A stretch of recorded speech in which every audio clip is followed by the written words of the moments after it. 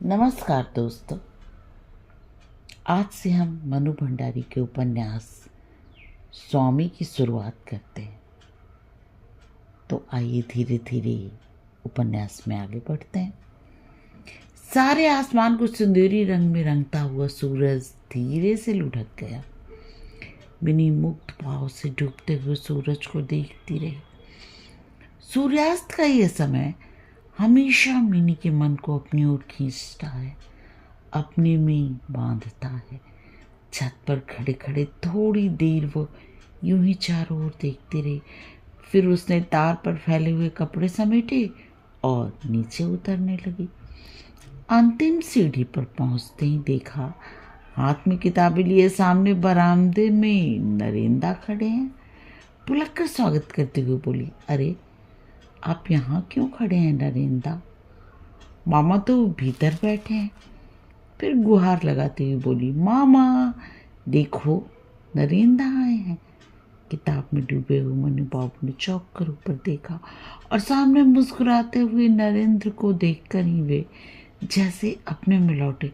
कुर्सी पर टिकी हुई पीठ को सीधा करते हुए उन्होंने स्वागत की मुद्रा बनाई और स्वर में अपार स्नेह भरकर बोली, आओ आओ नरेन, इस बार तो बहुत दिनों के बाद आए हो। और क्या, पिछले मंगल को आए थे, कल पूरा एक सप्ताह हो जाएगा।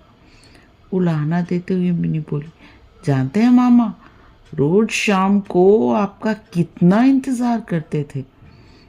नरेंद्र ने हाथ की किताबों का गट्ठर मनी बाबू के मेज पर टिकाया और पास वाली कुर्सी पर बैठते हुए बोला, पिताजी की तबीयत कुछ खराब हो गई थी, सो अधिकतर समय उन्हीं के पास रहता था। क्या हो गया जमींदार बाबू को? फिर उन्होंने अपनी ललचाई नजरें किताबों पर टिका दी और एक किताब खोलकर खींचने ही वाले थे कि मिनी ने आकर उनसे किताब छीन ली। मामा, फिर वही बात, किताब जो एक बार खोल ली तो फिर भी भूल जाओगे कि इसको लाने वाले तुम्हारे अगले वाक्य की प्रतीक्षा में बैठा है। देखते हो नरेन, इसका बस चले तो मेरे सांस लेने तक पर यह नियंत्रण रखे। और फिर आंखों ही आंखों में उन्होंने मिनी को दुलार किया। हाँ तो बेटा क्या हुआ जमींदार बाबू को? अपनी बात का सूत्र जोड़ते हुए उन्होंने पूछा। नरेंद्र हल्के से हंसा। मामा भांजे के इस अनोखे संबंध से वो खूब परिचित है। बोला, कुछ खास नहीं, फ्लू हो गया था, अब ठीक है, पर आपकी तबीयत कैसी है? मेरी तबीयत? मुझे क्या हुआ? फिर एकाएक कुछ याद करते हुए बोले, ओह मुझे तो याद भी नहीं रहता कि मुझे दिल का दौरा पड़ा था। 4 महीने पुरानी बात हो गई। सो तो मैं जानता हूँ, पर दूसरे लोग तो नहीं भूल सकते ना। मेरा कहना मानिए मामा, और एक बार कलकत्ता चलकर अच्छी तरह चेकअप करवा लीजिए। मैं वहाँ सब इंतज़ाम करवा कर रखूँगा, आप बस आ जाइए। नरेंद्र, आप मामा को समझाइए तो, ये किसी की बात मानते हैं भला? कितनी चिंता रहती है। बीच में बात काटते हुए मनी बाबू बोले, अच्छा चल चल, तू चाय की चिंता कर अभी तो। फिर हंसकर बोले, एकदम पागल लड़की है, जानते हो इसका होल टाइम जॉब क्या है? मामा की चिंता। गर्दन झटक कर मीनी ने जैसे प्रतिवाद किया। रसोई घर में घुसकर चाय का पानी चढ़ा दिया। माँ के पूजा घर से घंटी की टुनटुनाहट सुनाई दे रही थी। अच्छा है, माँ अभी 2 घंटे पूजा में लगी रही। आजकल माँ को एक नई सनक सवार हुई है। मामा के पास तरह तरह के लोग आते हैं, चर्चा बहस करते हैं, करें, पर सबके बीच मिनी जाकर क्यों बैठे? और मिनी का तर्क है कि वो क्यों न जाए, जरूर जाएगी। सोचो तो भला, ये भी कोई बात हुई? बड़ी हो गई है इसलिए घर के अंदर बंद होकर बैठ जाए। उसने जल्दी जल्दी चाय के बर्तन सजाए, 2 प्लेटों में नाश्ता रखा और कमरे में घुसी तो देखा कि बहस शुरू हो चुकी थी। संदर्भ उसे नहीं मालूम, पर नरेंद्र कह रहा था, कुछ नहीं, हम बेसिकली हैं ही हिपोक्रेट्स। बातें बड़ी बड़ी करेंगे समाज सुधार की, स्त्रियों की स्वतंत्रता की, पर जिंदगी जिएंगे उसी दकियानुसी पैटर्न पर। मामा ने गंभीर मुद्रा में कुछ सोचते हुए कहा, ठीक है, मैं इसे हिपोक्रेसी तो नहीं कहूँगा। तो क्या कहेंगे? तमक्कर नरेंद्र ने पूछा। मजबूरी भी तो हो सकती है। बहस की बागडोर अपने हाथ में लेकर मिनी बोली। मजबूरी? कैसी मजबूरी? मिनी जानती है, बहस करते समय नरेंद्र हमेशा तहस में आ जाता है। अनेक अंतर विरोधों में जीने की मजबूरी। जीवन इतना सीधा और सपाट तो नहीं नरेंद्र कि गणित के 2 और 2 4 वाले नियम से उसे समझा जा सके। यह है हमारा दूसरा ऐप, समझी? अपनी कमी को हम न जानना चाहते हैं न कबूल करना चाहते हैं, बल्कि बड़ी खूबसूरती से खूबसूरत बातों से उसे जस्टिफाई करते हैं, ढकने की कोशिश करते हैं। हिपोक्रेसी नहीं, अंतर्विरोधों में जीने की मजबूरी। वाह, क्या खूबसूरत बात है। नरेंद्र ने बात कुछ इस ढंग से कही कि मिनी को हंसी आ गई। उसकी आवाज़ की तेजी को लक्ष्य करके ही वो बोली, आवाज़ के जोर से अगर बातों का वजन भी बढ़ जाता तो हमारी चौका बर्तन करने वाली से ज़्यादा जोरदार बात दुनिया में शायद ही किसी के पास हो। एक क्षण को अपने आवेश और चिल्लाने पर नरेंद्र शर्मिंदा हो आया।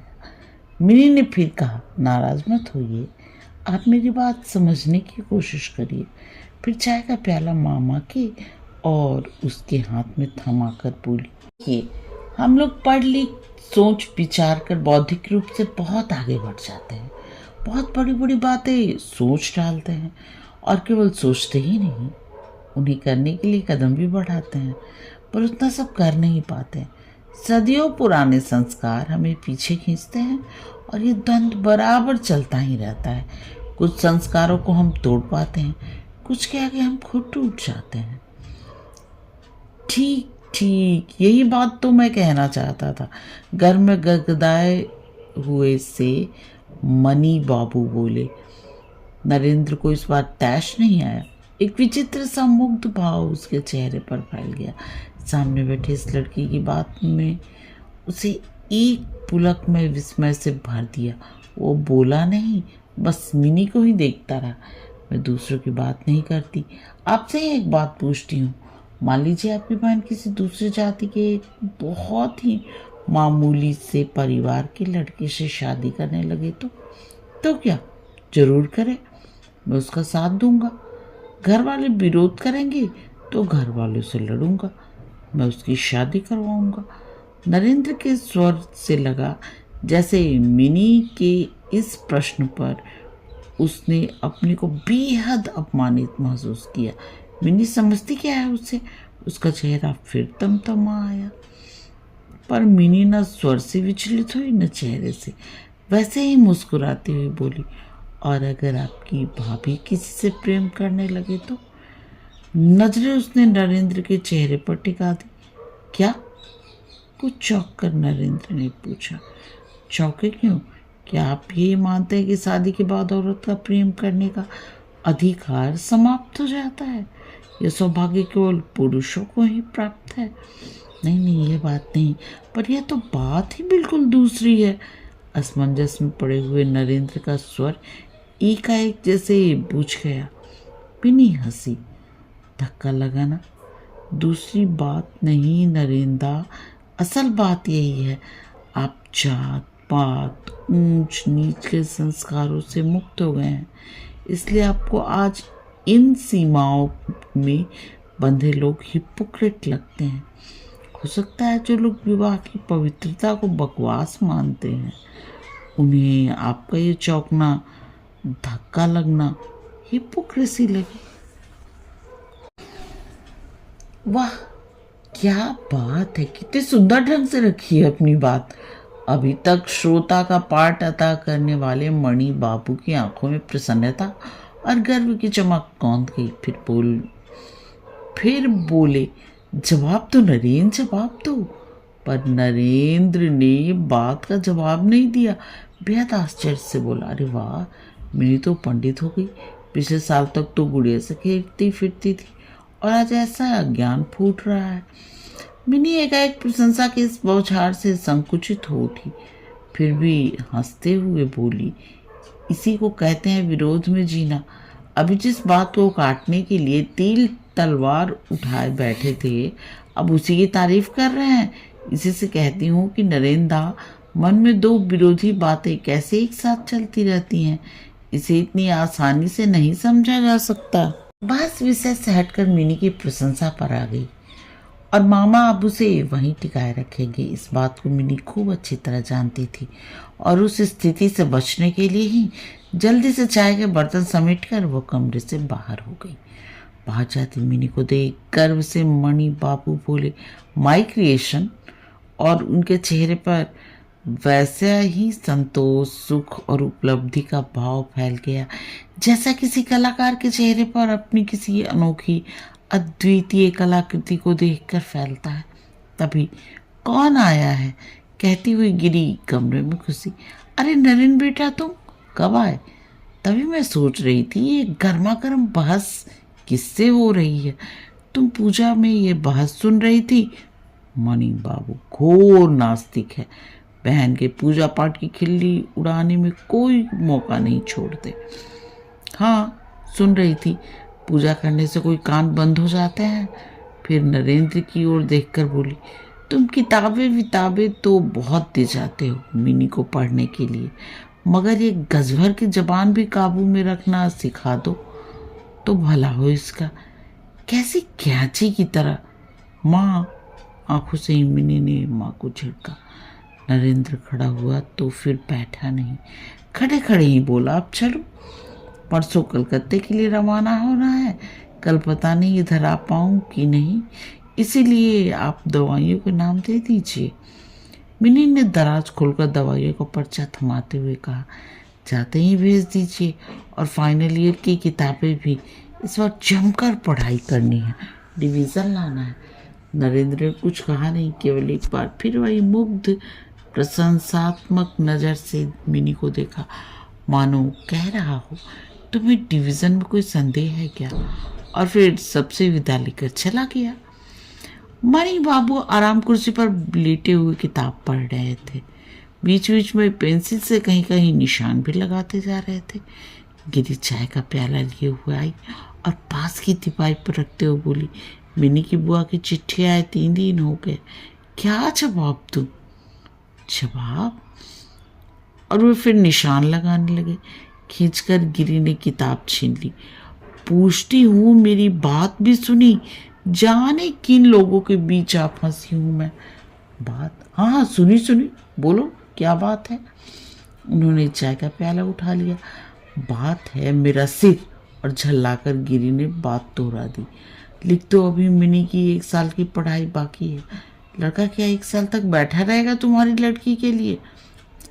नहीं बैठा रहेगा तो कर ले दूसरी शादी। मिनी के लिए लड़कों की कोई कमी ना होगी, उसे शांति से बीए कर लेने दो। आज के लिए बस इतना ही, तब तक के लिए आज्ञा दीजिए।